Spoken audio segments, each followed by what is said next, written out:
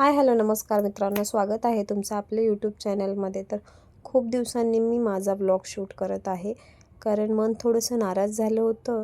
यूट्यूबच्या या जर्नीमध्ये जसे हवे तसे व्ह्यू मिळत नाहीत, कारण आपला कष्ट हा खूप वेळाचा आहे आणि रिस्पॉन्स तसा नाही. या कारणांमुळे थोडंसं मन नाराज झालं. पण म्हटलं तळे तळे थेंबे साचे, तसंच आता आपले सबस्क्रायबरसुद्धा तसेच आहेत. म्हटलं की थेंबाथेंबानी तळस असतं, तसं एक एक सबस्क्रायबर आपल्यासाठी खूप महत्त्वाचा आहे.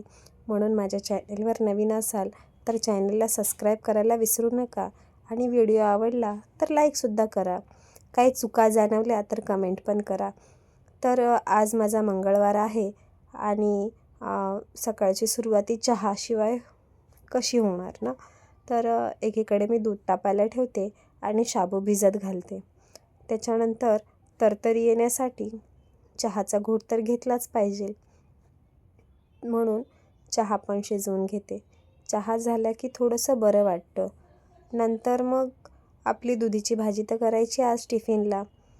तर दुधीच्या भाजीला काय मी साहित्य जास्त वापरत नाही. दुधीच्या भाजीला फक्त हिरवी मिरची आणि जिरं याच गोष्टींचा वापर मी करते. चहा असा छानपैकी अद्रक टाकून सकाळी सकाळी घेतला आणि त्याही अशा थंडीच्या दिवसांमध्ये, तर गळ्याला असा आराम मिळतो ना, खूपच चांगलं. मग चला आता भाजीला घेऊया फोडणी घालून.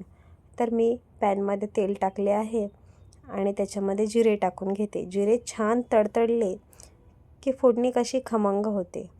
लगेच मी त्याच्यामध्ये मिरची आणि लसणाचाच ठेचा टाकून घेते. तो छान असा भाजला गेला की घरभर सगळ्यांना ठसका लागला म्हणजे भाजी आपली चांगली झाली असं समजून घ्यायचं. असं कोण कोण करतं सांगा बरं का. माझ्या हातून तर नेहमीच होतं. ठसका हा घरातल्या प्रत्येक मेंबरला लागतो. त्याच्यामध्ये थोडंसं हळद, मीठ चवीनुसार टाकून घ्यायचं आणि छान भाजी झाकण ठेवून शिजवून घ्यायची. झाली आपली भाजी तयार. तुम्ही कशी करता कमेंटमध्ये सांगा आणि माझी भाजी आवडली असेल तर लाईक करा. एकदम कमी साहित्यामध्ये अशी चविष्ट अशी भाजी मी केली होती. तर सकाळच्या माझ्या टिफिनमध्ये आज ही भाजी होती. तुमच्या टिफिनमध्ये काय होतं तेही तुम्ही माझ्या कमेंटमध्ये सांगू शकता. धन्यवाद.